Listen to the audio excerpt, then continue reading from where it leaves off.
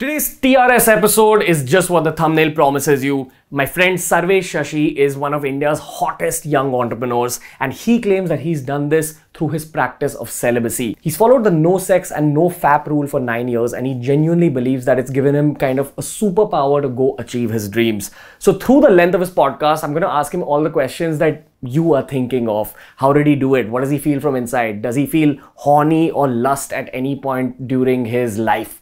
And he's given some very inspirational, very deep answers. I promise you, watch the entire podcast. You will come out a different human being at the end of it. Also keep in mind that in the comment section, I'm going to link the different sections of this podcast. And also keep in mind that the description has the audio link of the podcast. Enjoy yourselves. Sarvesh Shashi on The Ranveer Show.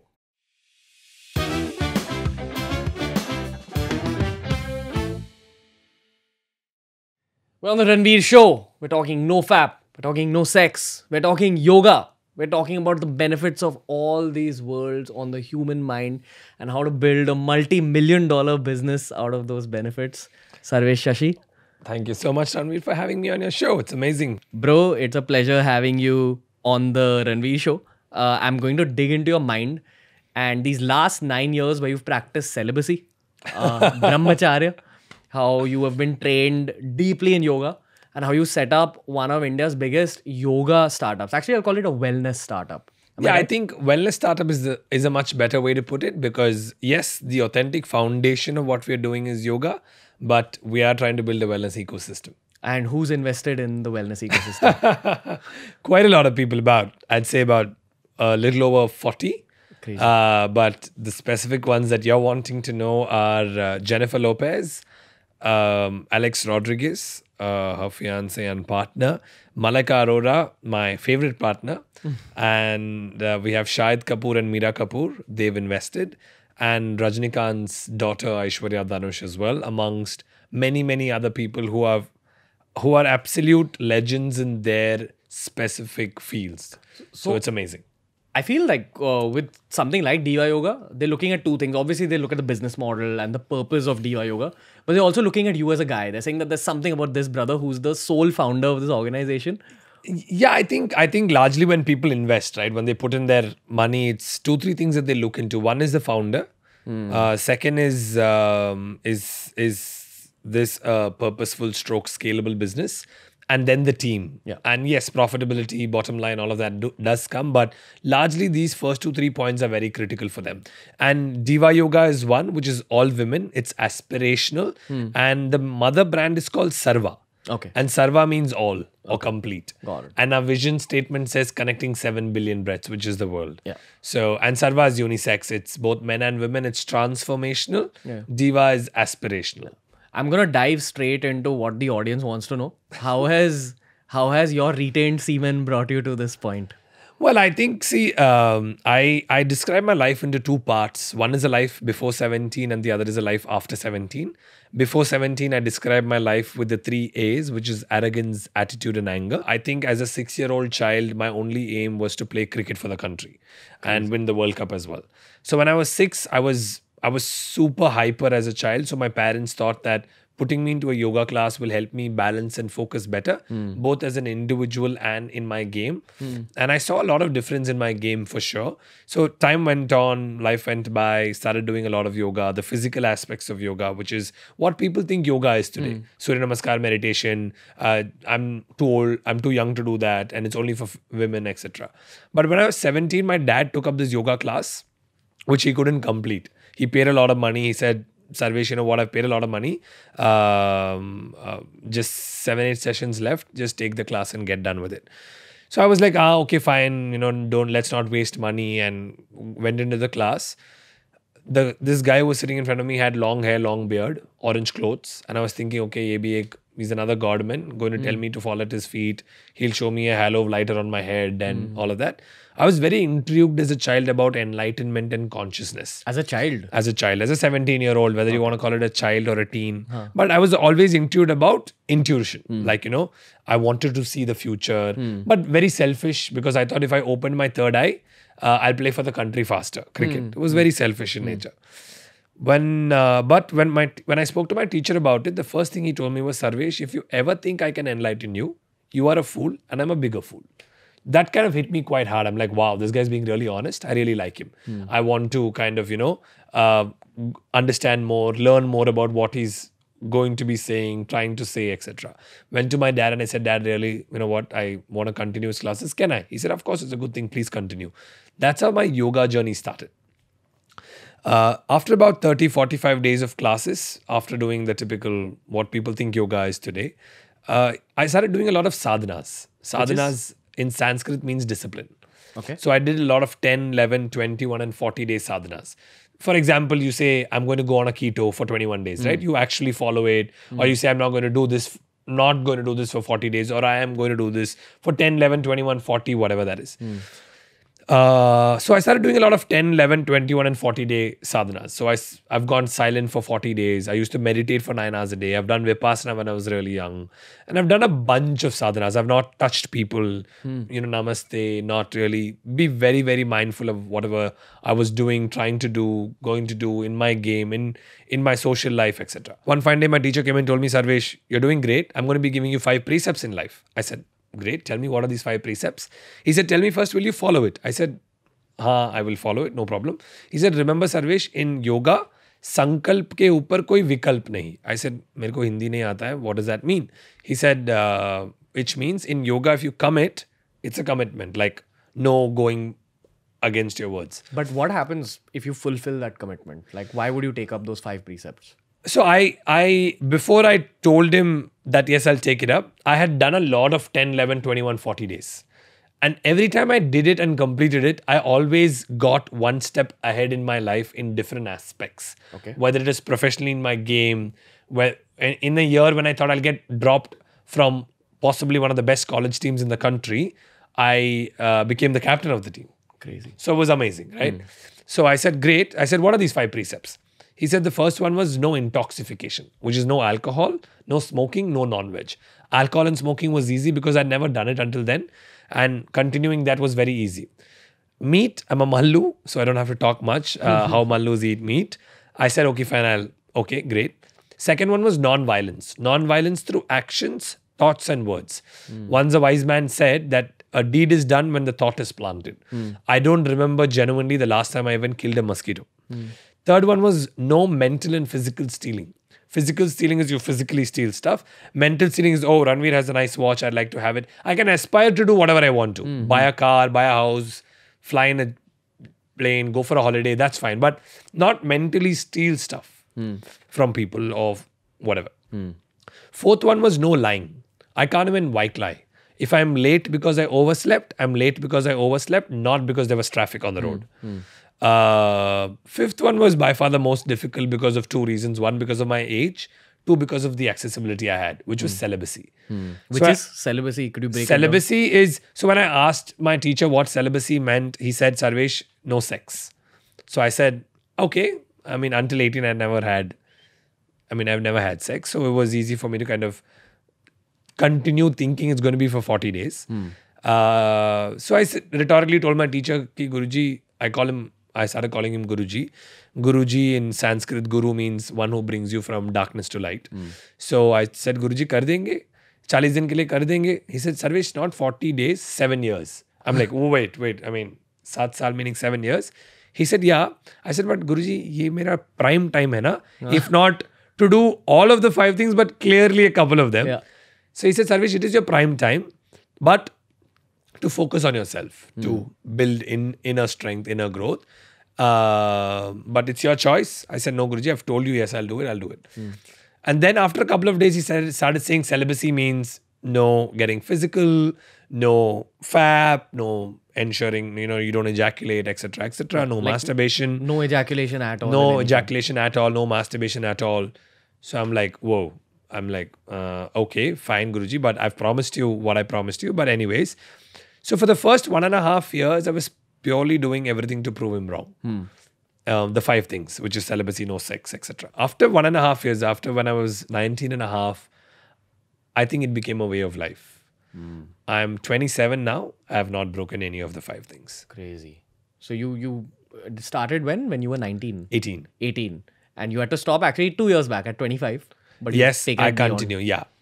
It became a way of life. I started seeing a lot of differences in me, and a lot of things started happening, which was, I think, for the better. I mean, a lot of people think they differentiate between good things and bad things, but I believe in the concept of when there is day, there is night. Yeah. So everything happens for a reason, and the reason is the best that could have happened to you. So for me, it was a life of, I'm fine. I'll take life as it comes. And I'm a human. I'm not enlightened or anything of that sort. So I do have my days where I feel upset. I am vulnerable, etc. But I think it's all knowing the fact that this will also change. Yeah, yeah. So you're open to the concept of marriage, probably finding a partner at some point? Yeah, absolutely. I'm open to, I think the best part about what I think I am doing is doing whatever I'm doing in an age and world. People think that you can't, be in a modern world. You can't run a business. So a lot of people say, how can you not lie when you're running a business? I'm like, why should you lie when you're running a business? Like, I don't understand the fact. 100%. Like, I mean, I think what I've largely built today is because of trust, love, respect, and my ethics and values. Yeah.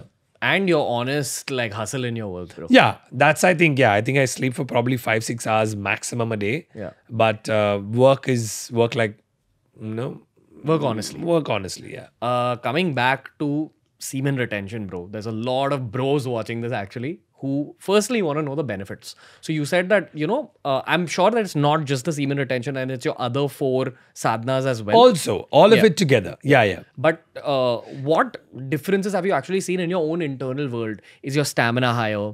Is your thought process different? Well, largely, I mean, the benefits of stamina, feeling energetic, etc., is great. See, what does semen retention mean is largely taking that energy to your brain, taking it upwards. Instead of having it being released, you're taking it upwards to your head, and which opens up a completely different dimension of creative thought process, right brain activation, so on and so forth. Can you elaborate on all this a little bit? Yeah. So I think, what happens is when you practice NoFap, or when you're ensuring that there is semen retention happening, that energy moves to your brain. When that energy moves upward towards your brain, what happens is there is a lot of, I'd say, a creative mind space that's opened up, right? There is a lot of science behind it, etc. But I think I'm more practice what I preach. So I'm not getting into the science of it, but more what I've personally kind of felt is, whether it's in your profession, whether when I'm playing cricket, whether it's how I watch the ball, to how I bowl, to how I kind of perform, because I think semen retention is hugely also linked to performance.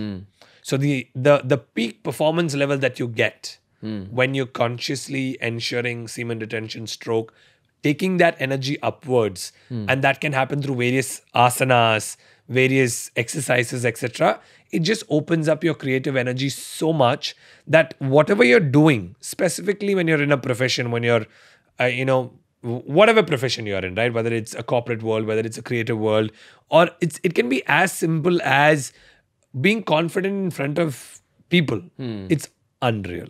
I mean, you have to practice to experience it. I can't say all that I've experienced, but you have to practice it. I mean, I'm not even saying years, right? Just do it for 21 days and see how you feel about it. 100%. Because you feel tired after things happen, right? But after you ejaculate. Yeah, after you ejaculate, there is a sense of tiredness. Why?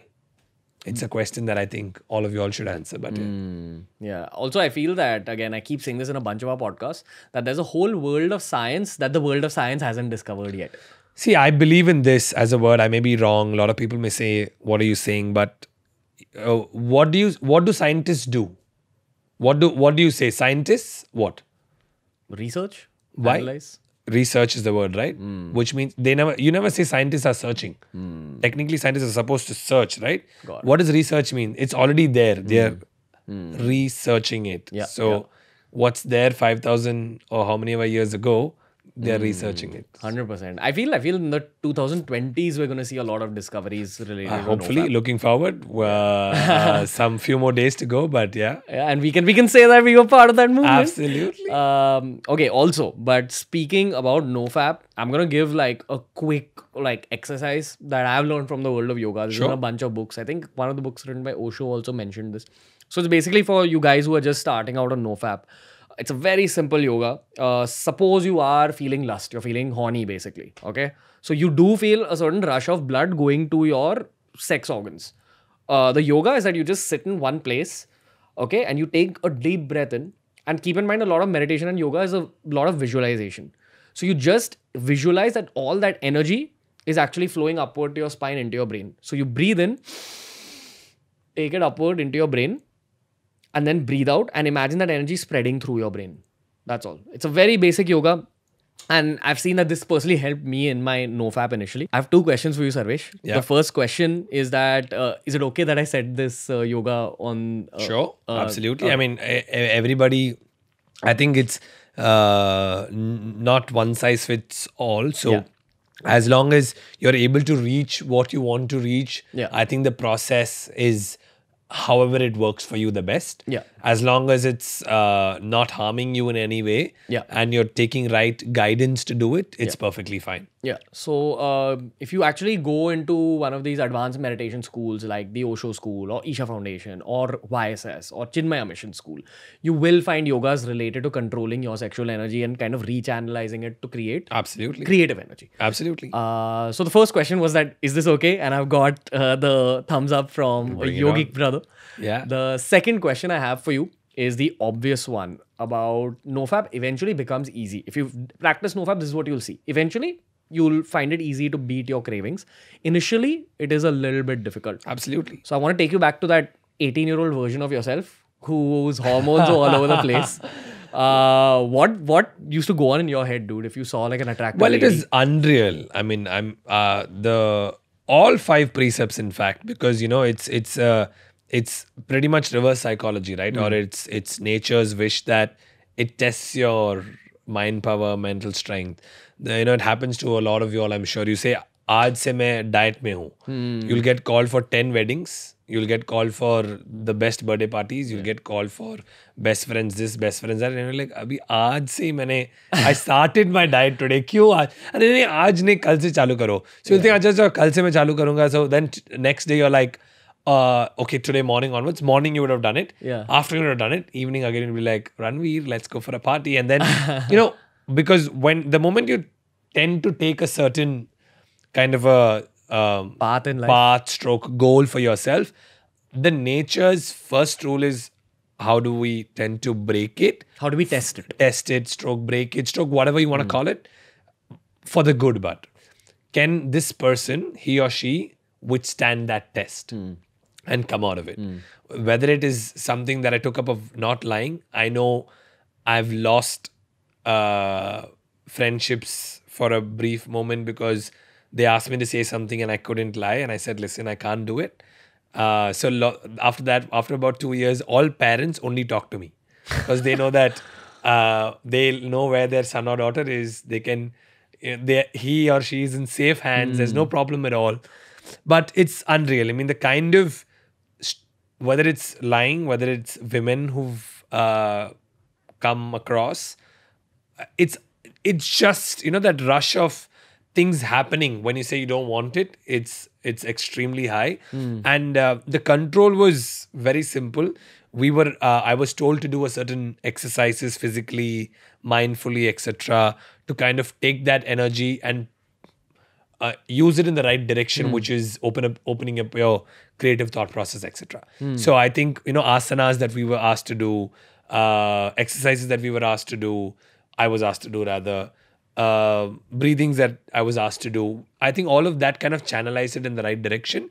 But it was not easy. I mean, and I'm a professional cricketer. I was with the IPL for 3 years. I was traveling with them. And at the IPL times, at games, after games, etc. The kind of, that's what I said, right? The accessibility that I had and then following it was the hard part. Got it. I mean, there's been crazy incidences in terms of, I mean, I don't know whether it'll be nice for me to say it, but I've had people change clothes in front of me and I've walked out of the room saying, "Listen, sorry. Leave me alone. I can't do much." Yeah. Crazy, bro. Can I also mention one thing as a brother? Sure. When I'm hanging out with you, I see that a lot of women are really drawn to you. Like, so because they just trust you. And you know, I think it's the feeling of feeling safe Yeah. more than anything else. And I've got this a lot, even from mothers got it. about their daughters, yeah. from wives, I mean, from their husbands, because I mean, where they feel safe. And I think for me, it's about seeing people in the right sense. I mean, it's not like I'm enlightened or I don't have emotions or I don't have feelings, but I think I'm conscious about them. Yeah. So yeah. Got it. But do you think that, you know, something like NoFap, semen retention, does make you, say, for the lack of a better word, a little more attractive in terms of a little more magnetic? Well, I have been told that it will happen. So semen retention does make you more attractive. I don't know whether it happens physically or more On a subtle energy level. wise. Yeah. Energy wise. Yeah. I think world is energy, right? The world is particles. The world is everybody. All of us are particles in different forms and shapes. But I think it does make you a little bit more attractive. A little bit more, probably. I don't know how much that little bit is, but you would have seen a little. Yeah, but bro, okay. Now again, coming back to like a brotherly conversation, when guys are not on NoFap, when they're basically masturbating every day, which is a lot of guys, they view the opposite gender in a certain way. Like, you know, in terms of attractiveness, a lot of times boils down to how the person looks or, you know, whatever, the intellect. So does your definition of attraction change when you've retained semen for so long? Do you look beyond the physical? Yeah, it is, you know, because if I have to give you some examples, why don't you feel this? Are you attracted to a woman, or if you're a male, or are you attracted to a man if you're a female? What are you attracted to, and why is that attraction? Why is that attractiveness changing from seeing a certain woman or a man of a certain age versus certain man or a woman of a certain age? Why can't you feel the same? Both of them are opposite sex, and then why are you giving more to what he or she's wearing, what the color of the hair is, or, certain body parts, etc., etc.? Why is it that way? So the physical attraction is very, very superficial, right? I mean, what are you planning, and what are you thinking of it, and why is it? And if you're actually trying to do, I mean, what does Vipassana teach you? If people, you know, if you've done Vipassana, in Vipassana there are two parts. There is Anapana, which is focusing on the breath, just the normal inhalation, exhalation of the breath. And Vipassana is focusing on body parts. So if you're actually trying, when you see, I mean, this is another exercise that, you know, you stroke everybody else can do it. The moment you feel attracted, just see within yourself, how is your heartbeat changing? What feelings are you coming? Where is the sensation? Why is it going to the sexual organs or not to the heart? Why are you not feeling compassion and love for that person? Why are you not feeling empathy for that person? Why are you not feeling that, oh, he or she is also my sister? She could be my mother. Why is that not happening? And, oh, okay, now where do I take her tonight? Or where do I take him out tonight? Or what should I do with that person? Why is that happening? It's a question that everybody needs to know and answer than me telling what will happen. Because if I say what will happen, people listening to this or seeing this will start visualizing, acha, mere ko bhi ye ho raha hai, I know mera heartbeat itna ho raha hai. It doesn't happen that way. I think reactions would be individualistic. But if you actually start thinking that, okay, I need to do, what am I actually feeling? I mean, I'm not saying having sex is wrong or being physical is wrong. No. Why? Why? What is it? And is it happening with multiple people? What is it that you're feeling good about it? What is it that you're feeling? At the end of the day, why somebody doing that? It's for that millisecond of ejaculation time, right? After that, you're tired. Yeah. And then you don't feel like doing it for some time, and then you get back. Why? Because the body clock also takes some time to assimilate that and bring back that energy or whatever, right? But for 15 minutes or 10 minutes or whatever it is, I mean, after having a orgasm or after ensuring that ejaculation happens, why are you not feeling it for the next 10 minutes? What's the reason? You tell me. I don't know, because I think, I mean, I've never had sex, so I don't know what it does after that. So, what's your opinion on sex right now? Nothing. I think it's beautiful. It's about how one perceives it. I think it's definitely indeed one of the most beautiful things, because what does sex do? It creates a new life. So I think it is one of the most beautiful things ever. But again, why and multiple people, or is it with one person? Because if you really think, the birth of a baby, the birth of a child is so pure. I mean, because even while having sex between a couple, at least I've heard this a lot, I can't say I've experienced it, is the thought also of the couple is super important when you're having sex, when you decide to have a child. Because it's the child comes up with that thought. Yeah. It's the kind of energy gets built in with that thought. How are you feeling? Are you compassionate? Are you lovable? Are you, all of it, right? Because all of us have two legs, two hands, a brain, and so on and so forth, right? Yeah. But why are some people better than us? Why are some people in more materialistic terms more successful in terms of whether it's fame, money, energy, stroke what? What is the reason? Yeah. I think it all even sums up with, I'd say, karma, which is your past life, stroke, how your parents have had you in their moment. Yeah. All of it matter according to me. Yeah. Like I said, different people have different opinions, and I have my own. No, I've read yogic theories on this, which say that it's a combination of the feeling that the parents are having while having sex, along with the karma of a correct soul. So if that feeling matches with a level of karma of a certain soul, that soul gets attracted into that family. That's what the world of yoga says. I've not gone deep into that subject with respect to my Guruji and my teachings, but I touched upon it, and I think what you said is pretty much in line with what I've said. Yeah. In terms of thought process while wanting to have that child, because it is one of the most beautiful feelings, right? I mean, you're giving birth to a child, the mother is having that child for over 9 months, and there is a new being. I mean, today, I think the feeling of the human being is the most precious feeling on the planet, because and that one life that comes out of a mother's womb, that sperm has already a champion. Because millions and trillions of sperms get released, but one gets into the womb, and that becomes a child or a living being. Sorry. So yeah. 100%. Bro, okay, straight up question. Do you get horny now? Like, do you feel lust? I mean, by all means, yes. If I say I don't, I will be breaking one of my precepts, which is lying. So I can't lie. I do. Like I said, I'm not enlightened or anywhere close to that. I do. But the part is I'm conscious. I know what to do if I get such a feeling. And I know how do I turn that into compassion? How do I turn that to love? And that gets faded away, because Compassion and love for who? Yourself?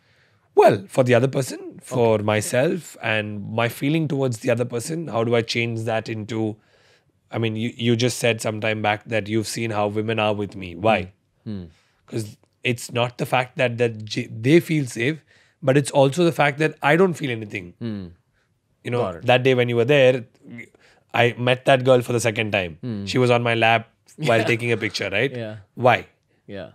Because they know your internal energy, I think. I don't know about that, but but I think it's kind of a mutual thing that I'm also fine. Yeah, they're just another person.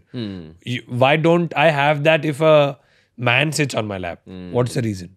Or if a 85-year-old sits on my lap, what's the reason? Yeah. What is it? It is attracting. What is it? So, like, somebody said, when you feel that, immediately think of, would you still be attracted if that person becomes super old and is not wearing great clothes, is got wrinkles on the face, and then your mind and your body and your heartbeat immediately changes? Why? It's the same thing. I mean, the body is the same, everything is the same. So, and it's very momentary. Yeah.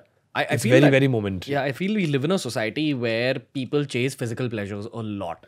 Like, and they say that It's sad, but yeah, the greatest pleasures are mental and spiritual, but not everyone discovers those. By all means, yes. I mean, the kinds of stuff that's happened to me in my life by not lying, by following the other stuff is just absolutely fabulous. It gives a sense of, wow, I didn't know this also could happen. Exactly. Every time something happened, I'm like, wow, this also could happen. This also could happen. This also could happen. Great. Could you give us some instances like this? Yeah, I mean, like, I'll give you one in terms of what happened when I was not lying. Okay. I don't lie at all, right? So this is told, and I wish to believe that the nature kind of, after its testing phase, it also kinds of puts together energy in such a manner where, since you've been practicing it for a long time, you continue being over it. You know, it kind of brings power together that ye bhi sahi hona hai is bande ko. Can you explain this more? So I don't lie, right? I stopped lying, etc., etc. There was one fine day, so I'm metrosexual, which means I love taking care of myself, self-care. I do my pedicure, manicure, etc., etc. And I love shopping, and I go out with friends, you know, women, men, take them for shopping, choose clothes for them, and all of that. So that was a really, really dear friend of mine one day called me up and said, Sarvesh, what should I wear? I have an event. Should I wear black or should I wear red? So I said, I think you look better in red. You should wear the red. So she said, I'm going to wear black, and she cut the phone. I'm like, hey. I'm like, why would someone call me, ask me, and do the opposite? I said, okay, great. So I was in my studio in Chennai. I was talking to, you know, the entrances from behind. I was talking to somebody. Somebody came from behind and hit me hard on my back. I was like, what the hell? Like, who's this? And it was my friend who called me. And she was wearing red. I'm like, what happened to you? Like, why did you wear red? She's like, Sarvesh, because of you it happened. I'm like, what did I do? You asked me a question. I said, wear red.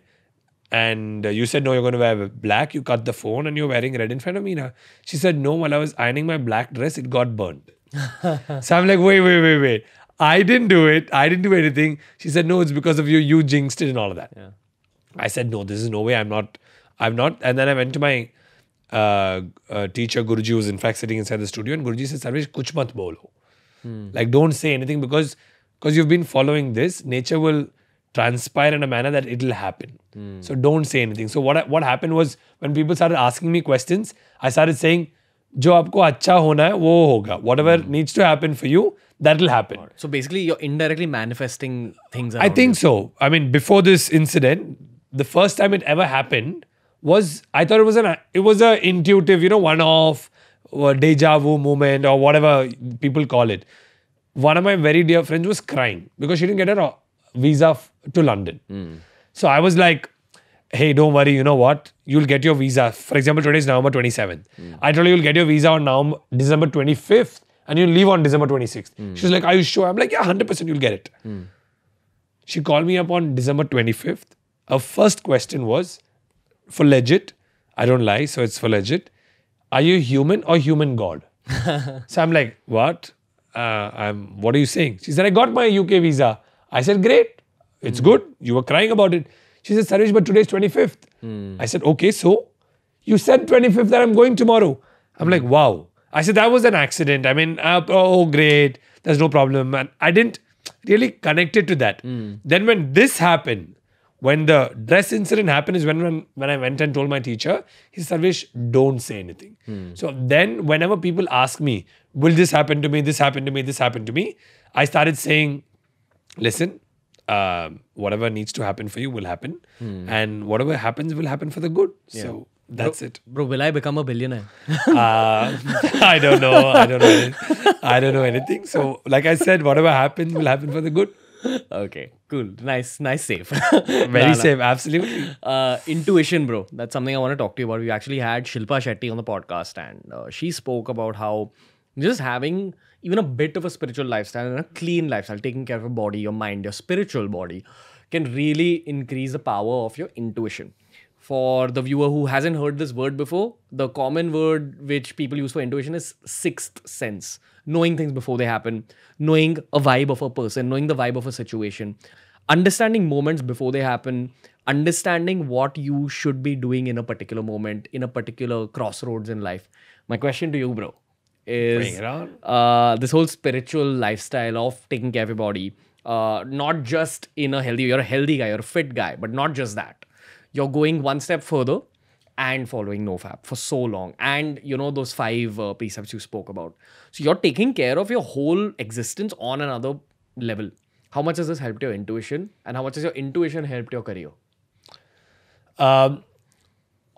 Honestly speaking, my intuition, yes, it's extremely unreal, and I there are a lot of incidences that has been pretty amazing, like no lying and actually saying that and that happening, etc. So it's been very, very good in terms of what has transpired because of intuition. But I think that I have never consciously used it for my career or whatever, because yoga, my teacher has taught me one thing. Guruji has told me that, Sarvesh, what is spirituality? Spirituality in Hindi means adhyatmak, which means apne taraf ana, which means coming to oneself, which means being in the present. So if I'm wanting to be in the present and trying to say, acha, kal kya hone wala hai, and or kind of wanting it to be something, being intuitive about it or thinking about it, I'm very clearly breaking the practice of being in the present. Got it. Right? So I've never consciously tried to be intuitive, but I think when it automatically happens, right? Like when I met you, wow, great. You said, let's do this. And I said, hey, brilliant, no problem. Let's do it. But it's whether you call it intuitive, whether you call it a feeling of good vibe, whether you call it, because everybody has it. Everybody is intuitive in nature. Everybody gets vibes. It's just that some realize it. Because what is coincidence? What is coincidence? I don't believe in coincidence. You're like, okay, I met this person coincidentally. Nay. You would have thought something at some point of your life for this to happen, and it would have happened. I always wanted to meet a guy who's followed NoFap for like 9 years and do a podcast. So I think that's what happened. Yeah, I mean, it's unreal. I mean, if I have to give you another incident, right? I think 2, 3, 4 years ago, when I was in my schoolings, I used to do a lot of theatre. So I've done 4 plays, very, very small roles in the plays, but they were all Ramayana, Mahabharata related, etc. So I used to tell my friends and peer group that I will do a movie, and I would like to do my first movie with Christopher Nolan. Everybody used to laugh the hell out of that. I'm like, Chennai, I mean, where? I mean, you've done a play. Like, what are you talking about, Christopher Nolan? Christopher Nolan, if you're listening to this by any chance. Yeah. So, and they'll be like, what are you saying? I said, listen, why? What's wrong? You think high. And then started my company. And I said, you know what? I want some really cool yoga people investing in me. Like, why Jennifer Lopez and I named a few other people who probably does yoga and are very, very serious about it. Yeah. They laughed their lungs out. They're like, no, Sarvesh, I mean, like, let's think real, man. I mean, where is Jennifer Lopez? Where is your first studio in Chennai in Mount Road? But I have met Jennifer Lopez now. I have flown with her in a private jet to watch her concert. She's an investor in my company. And it happened. Now, some people will say coincidence. Some people will say you've manifested that. I believe I genuinely manifested it. I believed in it and I made it happen. Like, few minutes back, your Mr. Dr. Radhakrishnan said that Malayalis make things happen. And I think I'm one of them. Yeah. By the way, check out that podcast. Beautiful episode with Dr. Radhakrishnan. Yeah, absolutely. So, I mean, I think intuition is there in everybody. Yeah. It's how you can channelize it, activate it. It's also blocked due to intoxicants, Absolutely. due to negative thoughts. Yeah. It's one of Agya Chakra is where the intuition, sixth sense is called. Your third eye? The third eye is called the Agya Chakra. It's the 6th chakra in the body before you reach your crown chakra. Yeah. And if you're able to open it, that's intuition. Yeah. And that happens because of various practices, energy, pranayam, meditation, yoga, etc., etc., etc. Do you have an intensive meditation practice even today? Yeah. Like, what do you do? Can you just run us through it? I mean, for the lack of a better word, for simple terms, for viewers to understand, it is the anapana of Vipassana. Okay. Which is focusing on your breath. Because I believe there are many, many forms of meditations available today.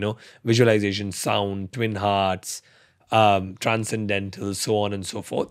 But I think the meditation of breath, which is focusing on your normal and natural breath, not inhaling and exhaling deeply. Because if you're inhaling and exhaling deeply, you are doing something. You are inhaling, you're exhaling, you're doing something. But how do you bring yourself to the present? Is to focus on the present, which is your breath, which is your normal and natural flow. When you're trying to focus on your breath, you will get thoughts.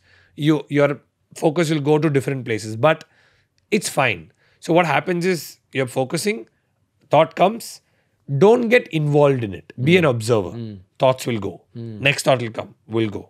Next will go. Next will go. Like leaves in a river. Yeah, absolutely. It'll go. Because why? Change is the only constant. As it keeps going, as you can increase the time span of your focus on your breath. Even if you can do it for 30 seconds, right?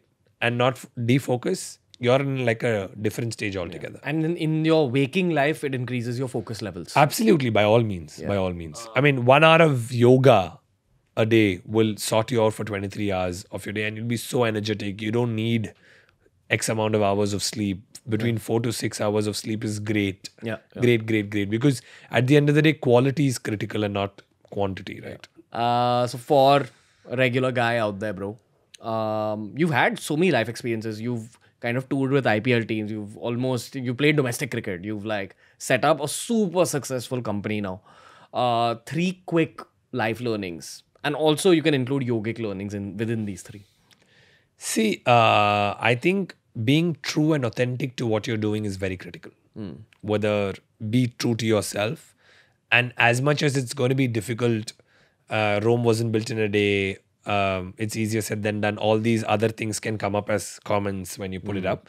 But Rome was built. Things were done. So I always say the first step to win a 100-meter race is to take that first step, right? So being authentic and true to yourself and not getting too much pushed or modified, stroke bombarded by environment, peer group, etc. is very, very critical. Second, I would say is self-care is very important. Okay. When I mean self-care is self-care both physically and mentally. Like, just take care of yourself. There's a very thin line between being selfish and selfless. You have to take care of yourself. You have to love yourself to either take care of others, to love others, to do good. I mean, you can say, I can build a great business, a $1 billion company, but what happens after that? I mean, if people hear Steve Jobs' last few lines when he was, passing away and leaving this beautiful world, people will come to know what he said. So self-care is very, very important. And self-care can be different aspects. And I would largely say have a mix of both mental and physical, whether it's gym and yoga, functional training, but do some form of breathing, stroke, mindful practices that can make you believe in yourself, make you come to the present, and just ensure that you become a better version of yourself every day. So that's number 2. Number 3 is whether it's entrepreneurs, whether it's whether it's generally anybody, being a people person is very critical. Right? So I think I always tell people, when they ask me, what is it you need to be a good CEO? I said the only thing you need to know is people management. And if people love you, they are here to stay. Employees also. Employees do not leave companies, they leave employers. So it's very important to be a good employer if you're an employer. And if you're a good employee, your immediate team that's reporting into you or working with you, etc. is very, very important. So if you're trying to kind of just balance these 3 things out in your life, I think a lot of things can happen. When you're taking care of yourself, you are bound to say, okay, wow, things happen to me. I want to spread this word. So why did I start? Because I saw so many changes in myself. I'm like, the best I could do is spread this message. And I said, let's go all out and spread this message. That's how the yoga company was started and formed, etc. Self-care, and third, be a people person. Great. So I think these 3 things just collectively will make you a more compassionate person. Crazy. So I always say one thing that, love like there is no tomorrow. And if tomorrow comes, love again.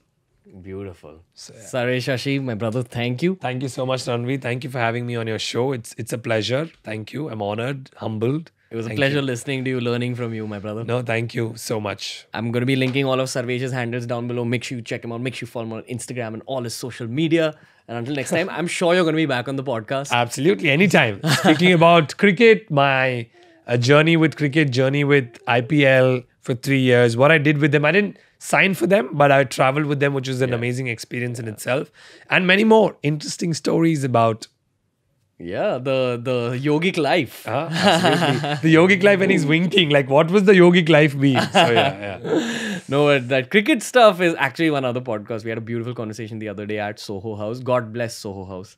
Anyway. Absolutely. God bless Soho House. Okay. See you guys later. Thank you for listening.